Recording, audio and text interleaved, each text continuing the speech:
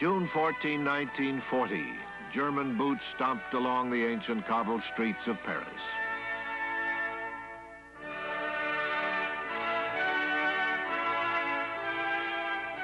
Paris, queen of the civilized world. She spawned the Age of Enlightenment, Voltaire, Pascal, Descartes, and nurtured Monet, Cézanne, Matisse. To her writers and poets, Paris was freedom, Paris was love, Paris was France.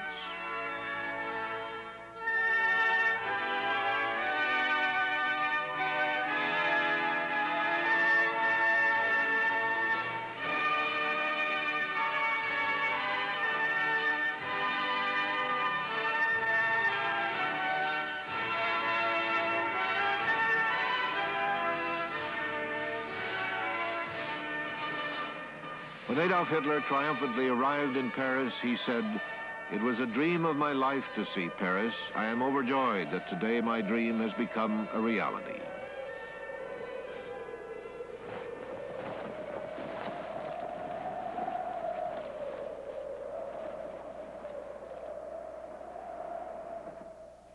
The capital city is a traditional diamond that the enemy must snatch to win the game of war. The fall of Paris ended the first phase of World War II in Europe. I was there. The question the world asked as Jack Boots marched down the Champs-Élysées was clearly this: how did this happen?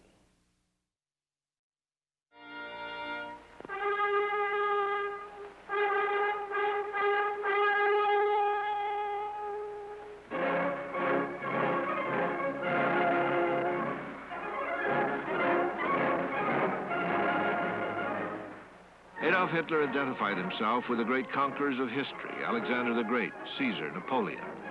He saw himself as a messiah sent by Providence to save modern Germany. In his words, the Nazi mission was to secure for the German people the land and soil to which they are entitled on this earth. Hitler's timetable was precise. He would chip away at Europe, reclaiming territory stripped from Germany by the Treaty of Versailles. In 1936, he seized the Rhineland and claimed he wanted nothing more. In 1938, Austria was annexed, and again Hitler said that was all he wanted. Within 5 days, he set his next target, Czechoslovakia.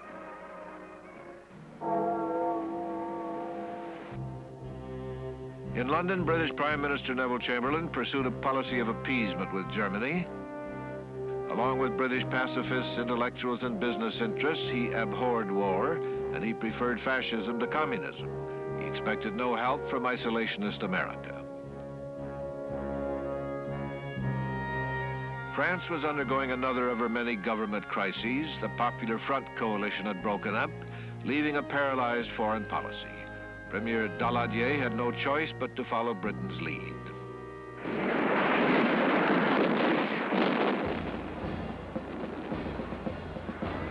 In Germany, Hitler and Goebbels launched an intensive propaganda campaign. It was a Nazi media blitz designed to convince the Germans that the 3 million people of German origin living in Czechoslovakia's Sudetenland were being persecuted. Hitler demanded justice for Czechoslovakia's Sudeten Germans. It was time, he said, to repatriate and protect German kinfolk. Through the summer of 1938, the Nazis pounded home their theme: the Sudetenland must be German. To intimidate Czechoslovakia, Hitler staged military maneuvers on the Czech frontier. The Germans in Czechoslovakia's Sudetenland, taking orders from Berlin, demanded autonomy. Czech President Eduard Beneš had been pushed to the brink by Nazi agitation in the Sudetenland and the specter of an invasion by Hitler. Nazi violence and terrorism erupted.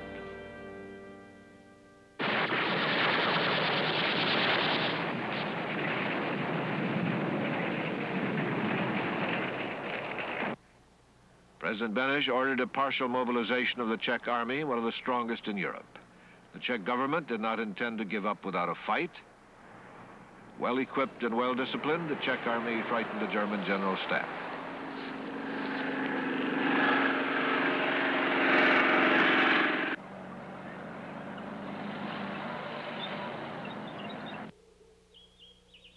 Hitler, nevertheless, was furious at the Czech mobilization. To the dismay of his generals, he vowed to wipe Czechoslovakia off the map.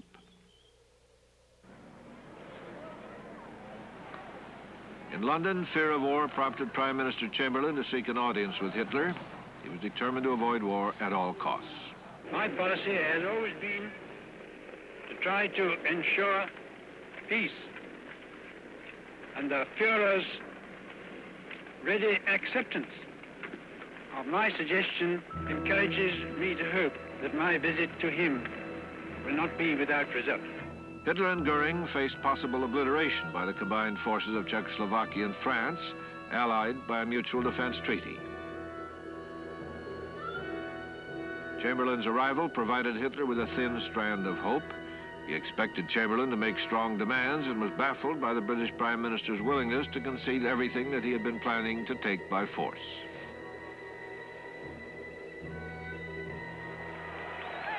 Chamberlain returned to London to convince his cabinet and the French that Hitler should be given all areas of Czechoslovakia that were more than 50% German. Czechoslovakia was pressured to accept, and Chamberlain prepared to dash off for his second meeting with Hitler. European peace is what I am aiming at,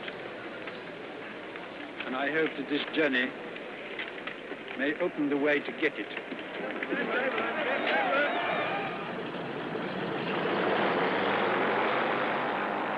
On September 22nd, Chamberlain arrived in Gothenburg, Germany, confident that he had negotiated a settlement. By this time, the naive prime minister, who trusted the Führer's word, would meet a different Adolf Hitler. After the first encounter with Chamberlain, Hitler decided he could get anything he wanted out of him. True to form, Hitler would step up his demands. Chamberlain believed the crisis would subside. He would soon tell the Führer that the British, French, and Czech governments had accepted his demands. Chamberlain was cheerful, optimistic.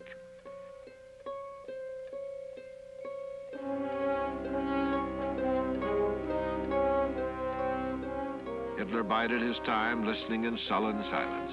He would allow Chamberlain to do all the talking, then spring his trap.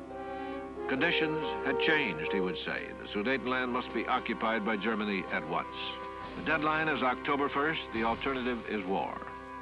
Seeking peace, Chamberlain swallowed his pride. After my visits to Germany, I realized vividly how Herr Hitler feels that he must champion other Germans. He told me privately that after the Sudeten German question is settled, that is the end of Germany's territorial claims in Europe.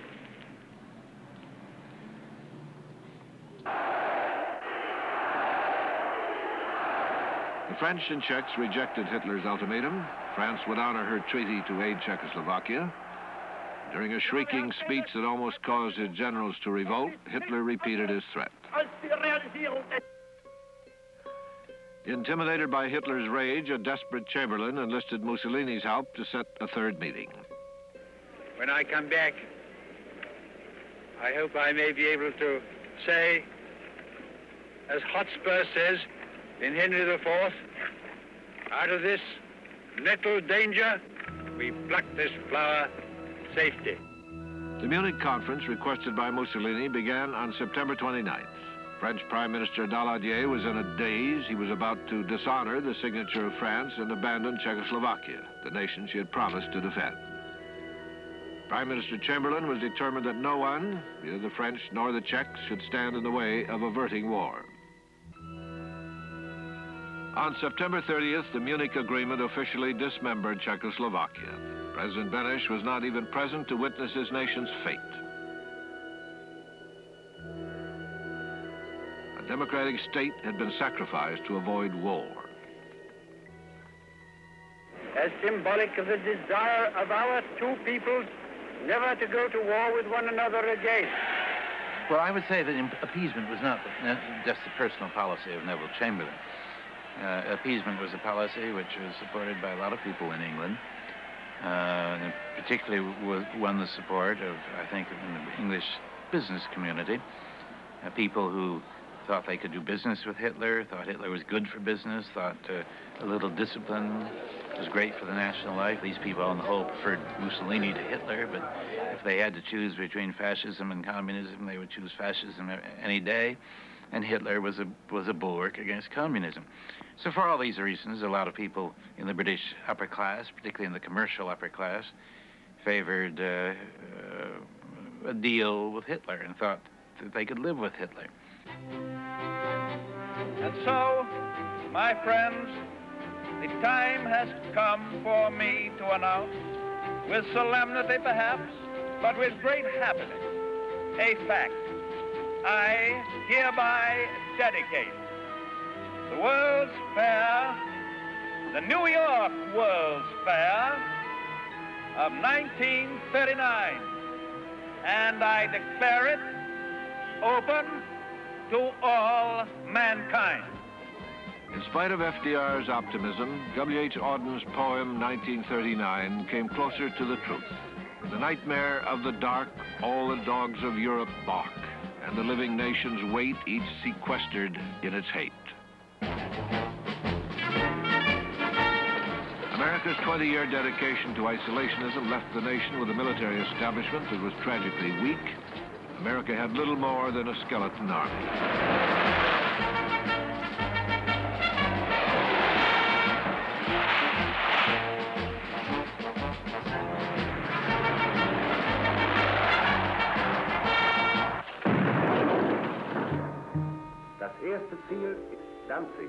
The free city of Danzig, the last vestige of the Versailles Peace Treaty.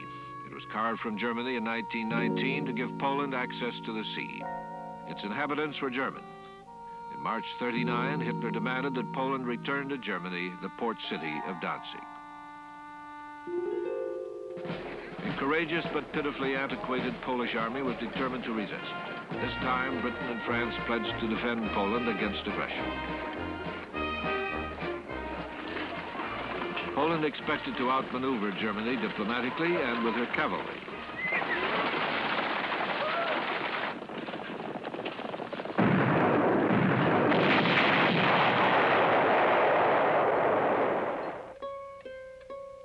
In late August, Hitler sent Foreign Minister Ribbentrop on a surprise visit to Moscow to consummate one of his boldest diplomatic moves, a 10-year German-Soviet non-aggression pact. Moscow would have preferred a security treaty with Britain and France, but negotiations dragged on with no result. The agreement signed by Soviet Foreign Minister Molotov and Ribbentrop pledged that each country would remain neutral if the other went to war. Achtung, Achtung, hier ist London mit Nachrichten in deutscher Sprache. Lord Halifax erklärt im Oberhaus. Hitler had closed the back door. He was now free to move on Poland, and Europe was on the brink of war. The French and British made it clear they would fight if Poland were attacked. Hitler thought they would back down. It was his greatest miscalculation. The British policy of appeasement was dead.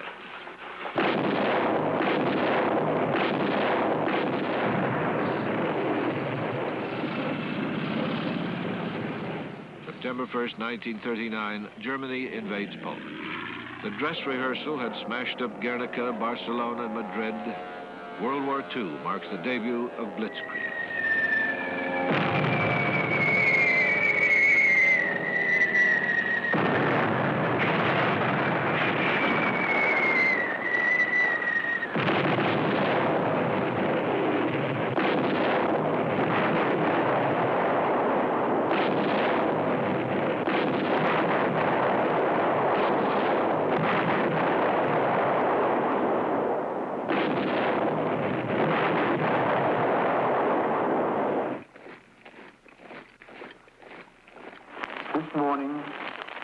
Ambassador in Berlin handed the German government the final note, stating that unless we heard from them by 11 o'clock, that they were prepared at once to withdraw their troops from Poland, a state of war would exist between us. I have to tell you now that no such undertaking has been received, and that consequently this country is at war with Germany.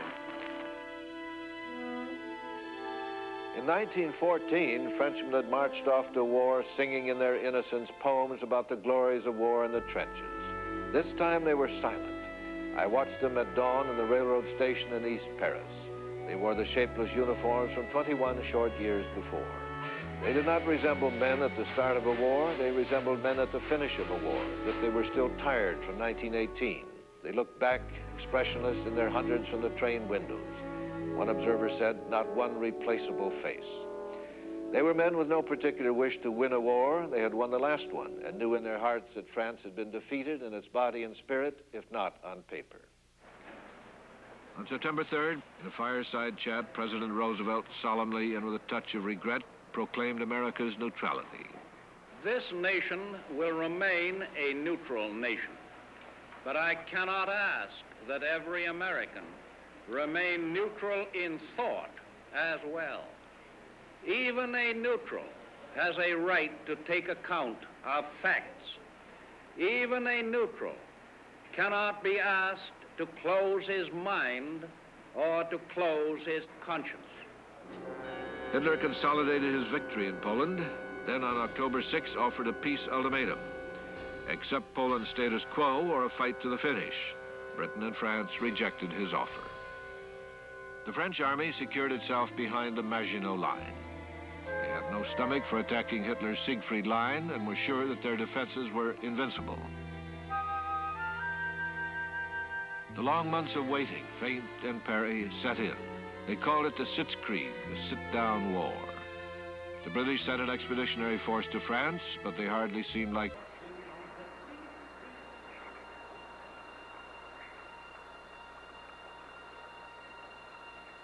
They called it the Phony War. On November 4th, President Roosevelt signed his hard-won cash and carry bill that repealed the arms embargo, allowing the Allies to buy weapons with cash and deliver them on their own ships. Calling on America to become the arsenal of democracy, the president urged increased aid to the Allies and strengthening America's defenses. In 1940, the regular army consisted of only 225,000 men.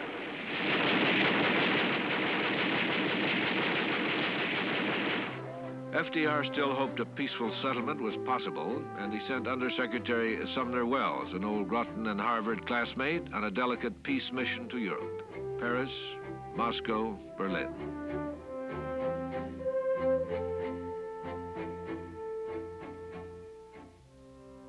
In Berlin, Reichsmarshal Goering explained Germany's needs to a patient Welles.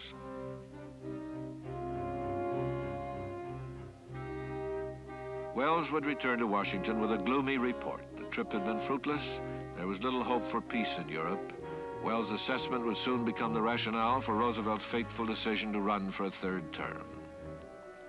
In the spring of 1940, America geared up for a wide-open presidential election.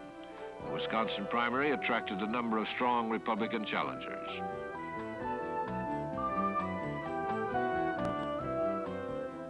New York's young district attorney, Thomas Dewey, conservative Senator Robert Taft of Ohio, isolationist Senator Arthur Vandenberg of Michigan, and dark horse Wendell Willkie. Suddenly, war dominated politics. This very day, the 10th of May, 1940, this very day, 3 more independent nations have been cruelly invaded by force of arms. I am glad that we Americans, of the 3 Americas, are shocked, that we are angered by the tragic news that has come to us from Belgium and the Netherlands and Luxembourg.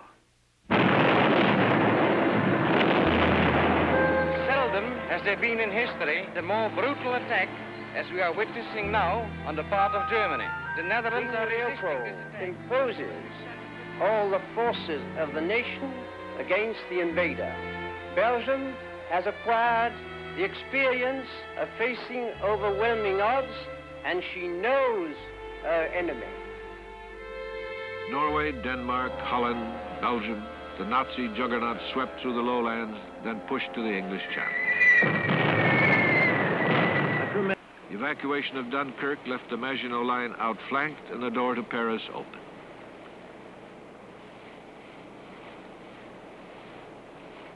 By the second week in June, a pall of black smoke gathered over Paris from the army smoke screens to the north.